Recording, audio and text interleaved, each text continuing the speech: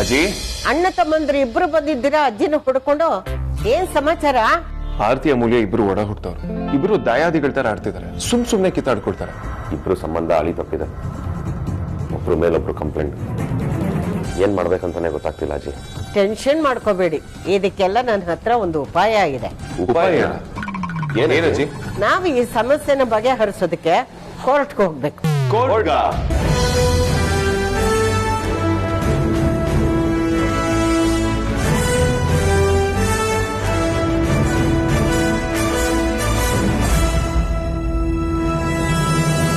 Aadya? Yes, Your Honor. ಏನ್ case ಇದು? Case number 1, ಅಕ್ಕ ತಂಗಿ ಮನಸ್ತಾಪ ಸಮಸ್ಯೆ. ಓ, ಜಡೆ ಜಗಳ. ಆಯ್ತು. ಆ ಇಬ್ಬರು ಕಕ್ಷಿದಾರರ ಹೆಸರೇನು? Mrs Amulya Manjunath, Mrs Aarti Vikrant. ಸರಿ, ಇಬ್ಬರನ್ನು ಕಟ್ಕಟ್ಟೆಗೆ ಕರೆಸಿ. Okay your honour. Mrs Aarti Vikrant, Mrs Amulya Manjunath. Your honour, ಎರಡೂ ಪಾರ್ಟೀಸ್ ಕಟ್ಕಟ್ಟಲ್ಲಿದ್ದಾರೆ.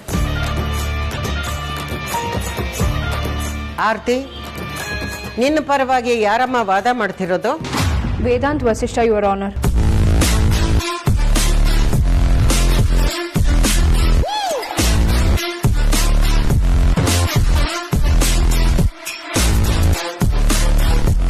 ಅಮೂಲ್ಯ, ನಿನ್ನ ಪರವಾಗಿ ಯಾರಮ್ಮ ವಾದ ಮಾಡೋರು?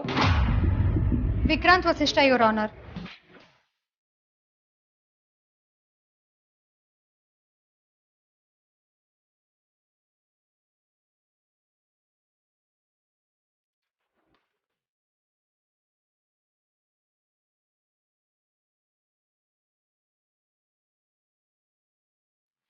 ಬಂದಿದ್ರೆ ಪ್ರಕರಣದ ಬಗ್ಗೆ ವಿವರ ಹೇಳಿ. ಅಮೂಲ್ಯ ನನ್ನ ಹೊಡಿಯಕ್ ಬಂದ್ರು, ಯುವರ್ ಆನರ್. ನಾನೇನ್ ಸುಮ್ನೆ ಹೊಡೆಯಕ್ ಹೋಗಿಲ್ಲ ಯುವರ್ ಆನರ್. ಅವಳು ನಮ್ಮ ಅಮ್ಮನ ಬಗ್ಗೆ ತಪ್ಪಾಗಿ ಮಾತಾಡಿದ್ಲು, ಅದಕ್ಕೆ ಕೈ ಎತ್ತಿದೆ ಅಷ್ಟೇ. ಅಲ್ಲ, ನಾನು ಇವಳನ್ನ ತುಂಬಾ ಕೇರ್ ಮಾಡ್ತೀನಿ, ಅದು ಇವಳನ್ನ ನಂಬದೇ ಇಲ್ಲ. ನಾನು ಇವಳು ಒಡ ಹುಟ್ಟಿದ ತಂಗಿ ಆದ್ರೂ ನನ್ನ ಹೊರಗಿನವಳ ತರ ನೋಡ್ತಾಳೆ.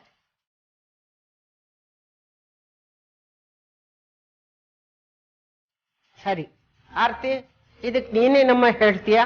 ಅವಳು ನನಗೆ ಕಾಳಜಿ ಹೆಸರಲ್ಲಿ ಟಾರ್ಚರ್ ಕೊಡ್ತಿದ್ದಾಳೆ. ಯಾವಾಗ ನೋಡು ಜ್ಯೂಸು, ಕಷಾಯ, ಮಜ್ಜಿಗೆ, ಮತ್ತೊಂದು ಮಗ್ದೊಂದು ಅಂತ ಕೊಡ್ತಾನೆ ಇರ್ತಾಳೆ.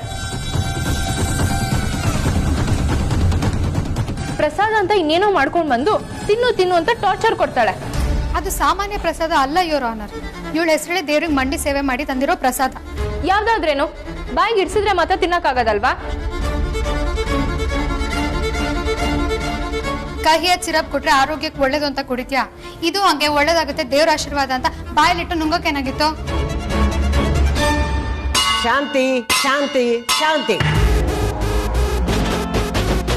ಇರೋನು, ನಾನು ನನ್ನ ಕಕ್ಷಿದಾರರ ಪರವಾಗಿ ನಿಮ್ಮಲ್ಲಿ ಕೇಳ್ಕೊಳ್ಳೋದು ಏನು ಅಂತಂದ್ರೆ, ಅಮೂಲ್ಯ ಅವರು ಆರ್ತಿ ಅವರಿಗೆ ಇಷ್ಟ ಇಲ್ದಿರೋ ವಿಚಾರಗಳಲ್ಲಿ ಬಲವಂತ ಮಾಡಿಕೊಡುದು ಅಂತ. Objection your honour. ಪ್ರೀತಿನ ಕಾಳಜಿನ ಬಲವಂತ ಅನ್ಕೊಳ್ಳೋದೇ ಮೊದಲನೇ ತಪ್ಪು. ಅಮೂಲ್ಯ ಅವರು ಅವ್ರ ಅಕ್ಕನ ತುಂಬಾ ಪ್ರೀತಿ ಮಾಡ್ತಾರೆ, ಕಾಳಜಿ ತೋರಿಸ್ತಾರೆ. ಪ್ರೀತಿ ಉಸಿರನ್ನ ಕಟ್ಟಿಸಬಾರ್ದು. ಪ್ರೀತಿಯಿಂದ ಗೆಲ್ಬೇಕೆ ಹೊತ್ತು ಜಗಳದಿಂದ ಅಲ್ಲ. ಪ್ರೀತಿನ ಅರ್ಥ ಮಾಡ್ಕೊಂಡಾಗ್ಲೇ ಗೆಲುವಾಗೋದು, ಇಲ್ಲ ಅಂದ್ರೆ ಸೋಲು ಕಟ್ಟಿಟ್ಟು ಬುತ್ತಿ. ಅರ್ಥ ಆಗಲ್ಲ ಅನ್ನೋದು ಪೂರ್ವಗ್ರಹ ಆದಾಗ ಪ್ರೀತಿ ಕೂಡ ಅತಿ ಆಗುತ್ತೆ. ಅತಿ ಆಗ್ಲಿ ಮಿತಿ ಆಗಿರ್ಲಿ, ನಿನಗೆ ಕೆಟ್ಟದಾಗ್ಬೇಕು ಅನ್ನೋದು ನನ್ನ ಉದ್ದೇಶ ಆಗಿರ್ಲಿಲ್ಲ. ನೀನ್ ಜಗಮಂಡಿ, ನಿನ್ಗೆ ನಿಂದೆ ಹಠ ಮಾಡ್ತಿರೋದು ನಾನಲ್ಲ, ನೀನು. ನೀನ್ ಹಠದಿಂದಾಗೇನೆ ಇಲ್ಲಿವರೆಗೂ ಬಂದಿರೋದು. ಮಾಡೋದೆಲ್ಲ ಮಾಡ್ಬಿಟ್ಟು ನನ್ನಿಂದ ಆಯ್ತು ಅಂತಿದ್ಯಲ್ಲ, ಇದು ನಿನ್ ನಿಜವಾದ ಬುದ್ಧಿ.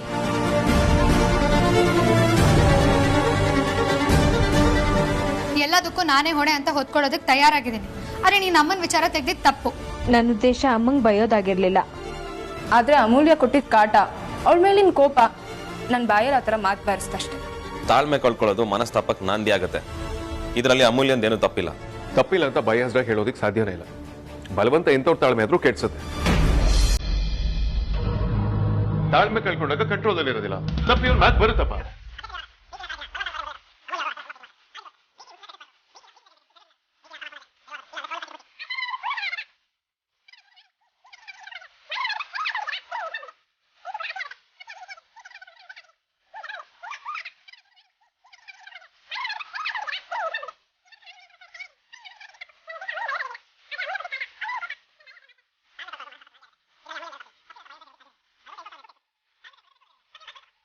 ಶಾಂತಿ ಶಾಂತಿ ಶಾಂತಿ.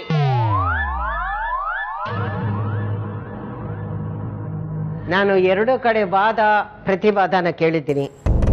ಅದಕ್ಕೂ ಮೊದಲು ನಾನೊಂದು ಪ್ರಶ್ನೆ ಕೇಳ್ತೀನಿ, ಅದಕ್ಕೆ ಮೊದಲು ಉತ್ತರ ಹೇಳಿ.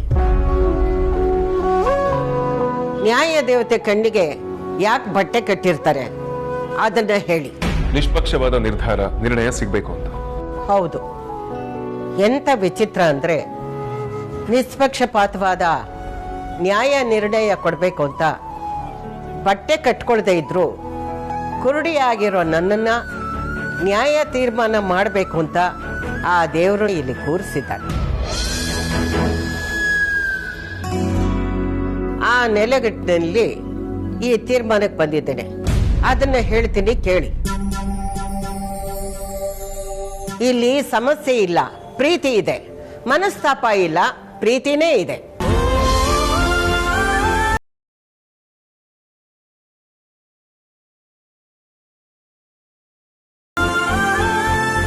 ಜಗಳಕ್ಕೆ ಕಾರಣನೂ ಪ್ರೀತಿನೇ.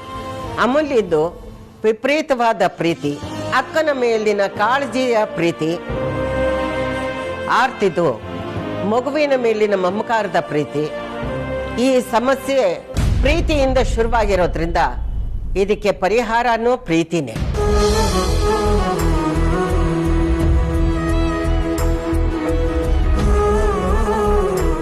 ಆದ್ರೆ ಅದು ಪರಸ್ಪರ ಪ್ರೀತಿಯಾಗಿರ್ಬೇಕು. ಮದುವೆಗೆ ಮುಂಚೆ ನೀವಿಬ್ರು ಒಟ್ಟಾಗಿದ್ರಿ, ಆಗ್ಲೂ ಜಗಳ ಆಡ್ತಾ ಇದ್ರಿ. ಆದ್ರೆ ನಿಮ್ಮಿಬ್ಬರ ಮಧ್ಯೆ ಇನ್ನೊಬ್ಬರ ಅವಶ್ಯಕತೆ ಇರಲಿಲ್ಲ. ಯಾಕೆಂದ್ರೆ ಆಗ ನಿಮ್ಮ ಸಮಸ್ಯೆನ ನೀವೇ ಬಗೆಹರಿಸ್ಕೊಳ್ತಾ ಇದ್ರಿ. ಈಗಲೂ ನೀವು ಅದನ್ನೇ ಮಾಡಬೇಕು.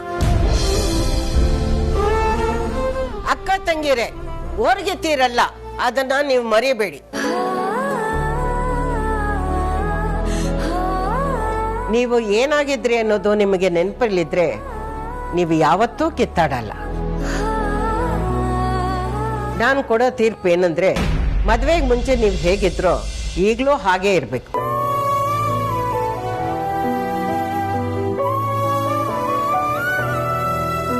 ಜಗಳ ಮಾಡ್ಕೊಳ್ಳಿ, ಪರವಾಗಿಲ್ಲ. ಪ್ರೀತಿ ಇದ್ದಲ್ಲಿ ಜಗಳ ಸಹಜ. ಆದ್ರೆ ಆ ಜಗಳ ಆ ಕ್ಷಣಕ್ಕಷ್ಟೇ, ಅದು ಮುಗೀತಿದ್ದಂಗೆ ನೀವು ನಾರ್ಮಲ್ ಆಗ್ಬೇಕು.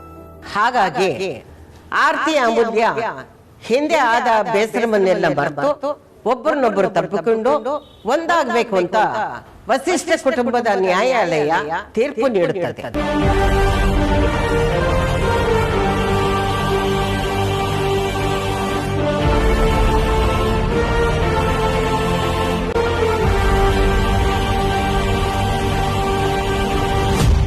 ಹೇಗೆ ಅಂಪೈರ್ ಡಿಸಿಷನ್ ಫೈನಲ್, ಹಾಗೆ ನಮ್ಮ ಜಡ್ಜಿನ ಜಡ್ಜ್ಮೆಂಟ್ ಕೂಡ ಫೈನಲ್. ಕಮಾನ್.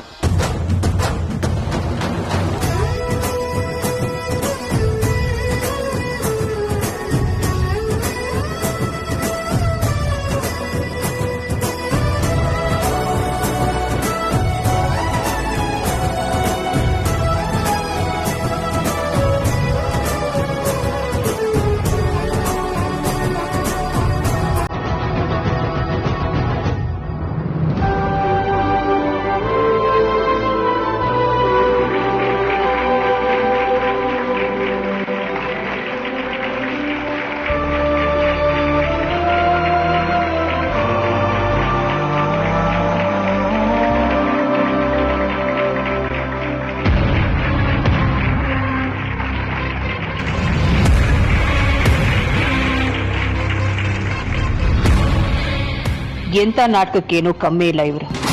ಜಡೆ ಜಗಳಕ್ಕೆ ಯಾವ ಮೆಡಿಸನ್ನು ಇಲ್ಲ. ಯಾಕಂದ್ರೆ ನಾನಿನ್ನೂ ಬದುಕಿದ್ದೀನಿ, ಜಗಳನೂ ಜೀವಂತವಾಗಿಡ್ತೀನಿ.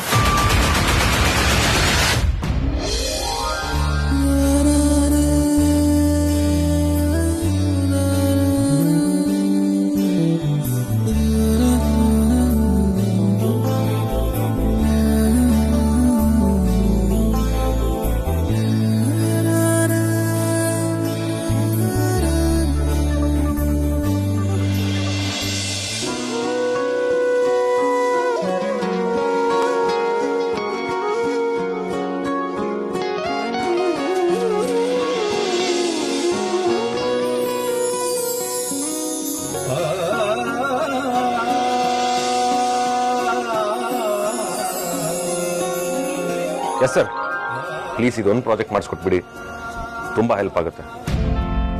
ಅಮೌಂಟ್ ಎಷ್ಟಾದರೂ ಪರವಾಗಿಲ್ಲ ಸರ್, ನಾನು ನೋಡ್ಕೊಳ್ತೀನಿ. Sure, keep me updated. Thank you. Vicky, ಇದನ್ನೆಲ್ಲ ನೀವೇನಾ ತಂದಿದ್ದು?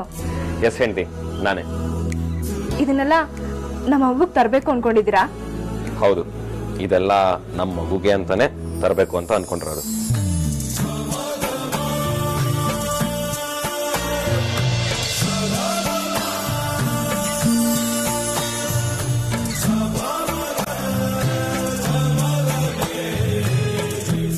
ವಿಕ್ಕಿ, ನಮ್ಮ ಮಗುಗೆ ನೀವು ಇಷ್ಟೊಂದು ಹಚ್ಕೊಂಡಿದ್ದೀರಾ ಅಂತ ಕೇಳಿ ನನಗೆ ತುಂಬ ಖುಷಿ ಆಗ್ತಿದೆ.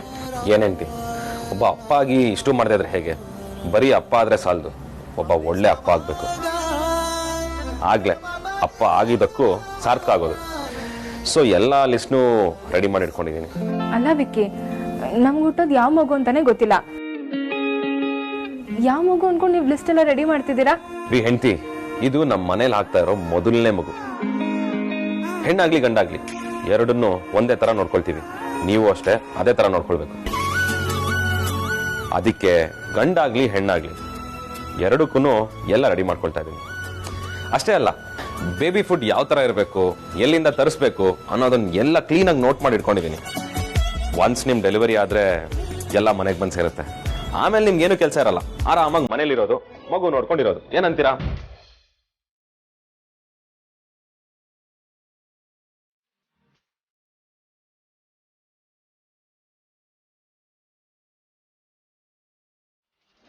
ಹೆಂಡತಿ, ಈ ಐಡಿಯಾ ಯಾರು ಕೊಟ್ಟಿದ್ದು ಗೊತ್ತಾ? ಯಾರು? ಅಗ್ರಜ.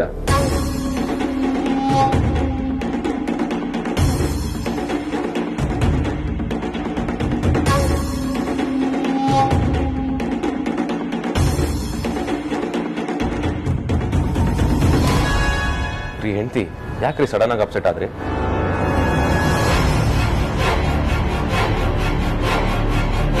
ಏನಿಲ್ಲ.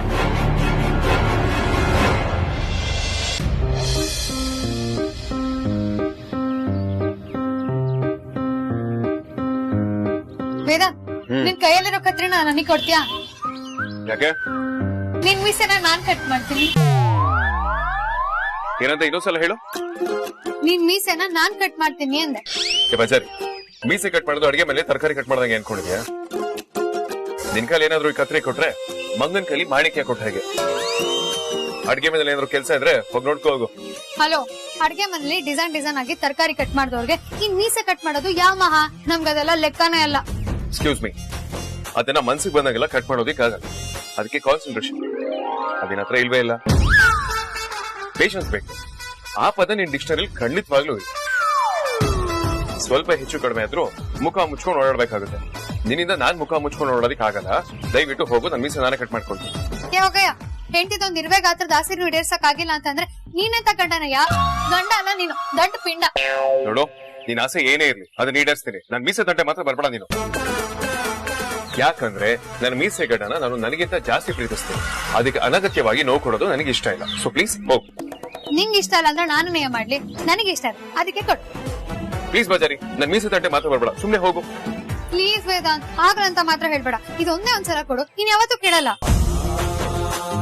ಬೇಕಿದ್ರೆ ನಾನು ನಿನ್ನ ನನ್ ಗಂಡ ಅಂತೀನಿ, ನನ್ ಮುತ್ತು ಕೋತಿ ಅಂತೀನಿ. ಪ್ಲೀಸ್ ಪ್ಲೀಸ್ ಒಪ್ಪೋ, ನನ್ ಬಂಗಾರ ಅಲ್ವಾ? ಪ್ಲೀಸ್. ಆಯ್ತು, ಓಕೆ. ಆದ್ರೆ ತುದಿಲಿ 1 ಮಿಲಿಮೀಟರ್ ಮಾತ್ರ ಕಟ್ ಮಾಡ್ಬೇಕು, ಜಾಸ್ತಿ ಕಟ್ ಮಾಡೋ ಹೋಗಿಲ್ಲ. ಓಕೆನಾ? ಓಕೆ, ಮಿಲಿಮೀಟರ್ ಗಿಂತ ಕಮ್ಮಿ ಮಾಡ್ತೀನಿ.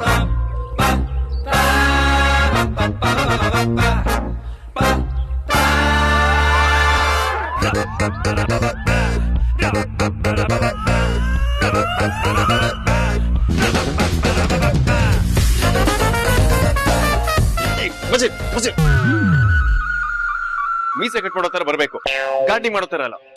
ಸಾಕು ಸುಂದರಯ್ಯ, ಹೇಳಿದ್ದೆ ಹೇಳಿ ನನ್ನ ಏಕಾಗ್ರತೆನ ಹಾಳು ಮಾಡ್ಬೇಡ. ಕೊಡಿಲ್.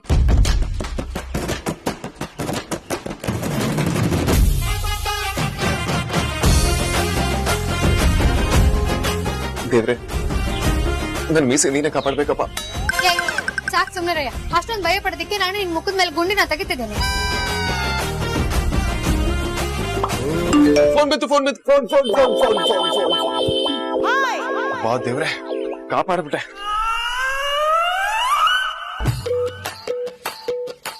ವಸಿಷ್ಠ ಫ್ಯಾಮಿಲಿಯ ಮಹನೀಯರೇ ಮತ್ತು ಮಹಿಳೆಯರೇ,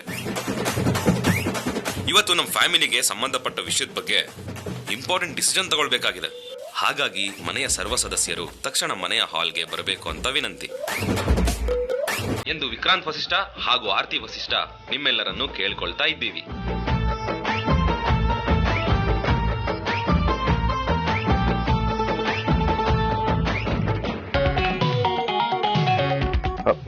ಒಂದ್ ನಿಮಿಷ ಇಟ್ಕೋ. ನಾನು ಇನ್ನೂ ಮೀಸೆನೆ ಕಟ್ ಮಾಡಿಲ್ಲ. ನನ್ ಹುಟ್ಟೋ ಮಗುಗೆ ಎಲ್ರು ಒಂದಷ್ಟು ಹೆಸರನ್ನ ಸಜೆಸ್ಟ್ ಮಾಡಿ. ಯಾವ್ದು ಚೆನ್ನಾಗಿರುತ್ತೋ ಅದನ್ನ ಸೆಲೆಕ್ಟ್ ಮಾಡೋಣ. ನಾನ್ ಅನ್ಕೊಂಡಿರೋ ಹೆಸರು ದ್ರೋಣ.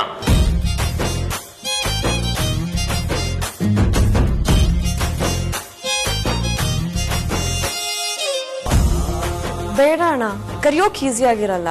ಆಮೇಲೆ ಸ್ಕೂಲ್ ಮತ್ತೆ ಕಾಲೇಜಲ್ಲಿ ನಿಕ್ ನೇಮು, ಟೀಸ್ ನೇಮು ಅಂತ ಹೇಳ್ಬಿಟ್ಟು ಇಷ್ಟು ಚೆನ್ನಾಗಿರೋ ಹೆಸರನ್ನ ಬೇರೆ ಏನೇನೋ ಮಾಡ್ಬಿಡ್ತಾರೆ.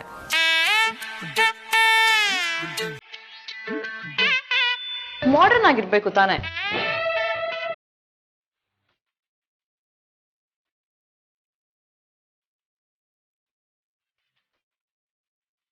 ವಿಖ್ಯಾತ್ ಹೇಗಿದೆ? ಚೂರು ಚೆನ್ನಾಗಿಲ್ಲ. ನಾನೊಂದು ಹೆಸರು ಹೇಳ್ತೀನಿ ರೀ, ವೀರೇಶ್. ಹೆಂಗೆ?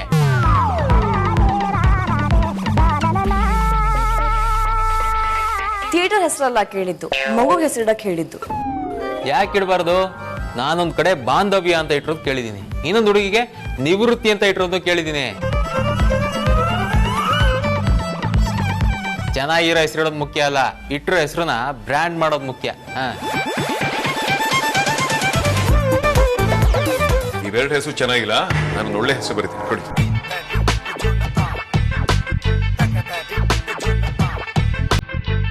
ವಿಕ್ರಮ್ ಹೇಗಿದೆ? ಒಂಚೂರು ಚೆನ್ನಾಗಿಲ್ಲ, ನಾನ್ ಬರೀತೀನಿ ಕೊಡಿ.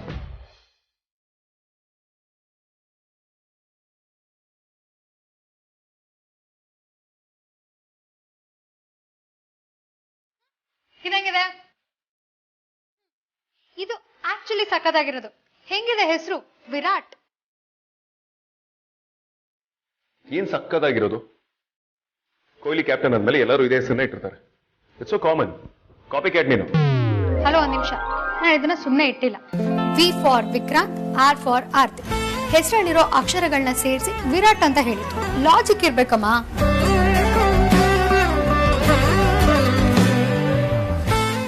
ಇದೊಂಥರ ಚೆನ್ನಾಗಿದೆ. ನನಗೆ ಯಾಕೋ ಈ ಹೆಸರು ಸೂಟ್ ಆಗುತ್ತೆ ಅಂತ ಅನಿಸ್ತಾ ಇದೆ. ಅಲ್ವಾ? ಕರೆಕ್ಟು. ವೇದಾಂತ್ ವಸಿಷ್ಠ, ವಿಕ್ರಾಂತ್ ವಸಿಷ್ಠ, ವಿರಾಟ್ ವಸಿಷ್ಠ. ನನಗಂತೂ ಹೆಸರು ಸೂಪರ್ ಆಗಿದೆ ಅನಿಸ್ತದೆ. ನನಗೆ ಓಕೆ. ನನ್ಗೂ ಓಕೆ.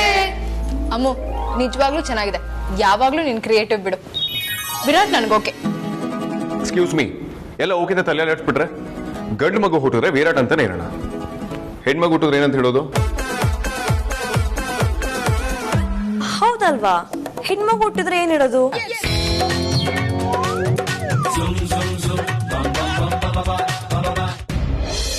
ನೈದಿಲೆ. ವೇದಾಂತ್, ಆ ಹೆಸರು ಯಾಕೋ ಸೂಟ್ ಆಗ್ತಾ ಇಲ್ಲ. ನಾನೊಂದು ಹೆಸರು ಹೇಳ್ತೀನಿ, ಭಾರ್ಗವಿ. ಆರ್ ಮತ್ತೆ ವಿ ಎರಡೂ ಇರುತ್ತೆ. ಹೆಂಗೆ? ತುದಿಲ್ ಬರುತ್ತೆ, ಶೂರಲ್ಲಿ ಬರ್ಬೇಕು ಸಾರ್ಥಕ್.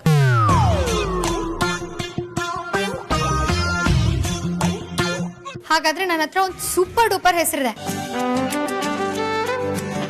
ಅದನ್ನ ಕೇಳಿದ್ರೆ ವಿರೋಧಿಗಳು ಫ್ಯಾನ್ಸ್ ಆಗೋಗ್ತಾರೆ, ಫ್ಯಾನ್ಸ್ ಫಿದಾ ಆಗೋಗ್ತಾರೆ. ನಿನ್ ಬಿಲ್ಡಪ್ ಸಾಕು, ಹೆಸರು ಬೇಗ. ಆರ್ವಿ.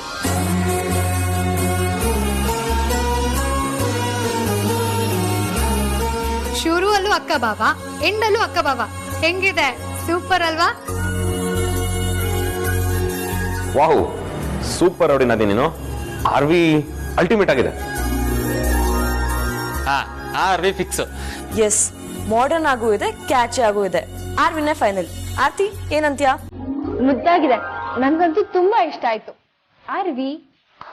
ಎಸ್, ಕೊನೆಗೂ ದೊಡ್ಡ ಕನ್ಫ್ಯೂಷನ್, ದೊಡ್ಡ ಟಾಸ್ಕ್ ಸಾಲ್ವ್ ಆಗೋಯ್ತು. ನೋಡಿ ನನ್ನಿ, ಸೂಪರ್ ನೀನು.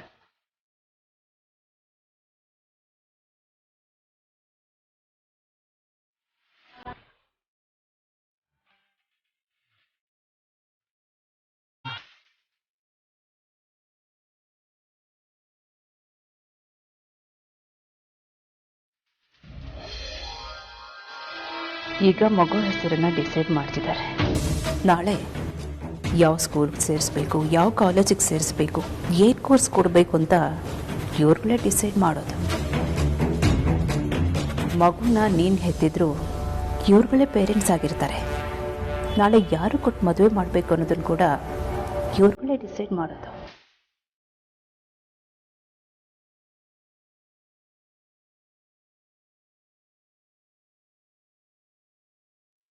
ಹೆಸರೇನೋ ಚೆನ್ನಾಗೇ ಇದೆ, ಆದರೆ ಅದನ್ನ ಡಿಸೈಡ್ ಮಾಡಬೇಕಾಗಿರೋಳು ನೀನು.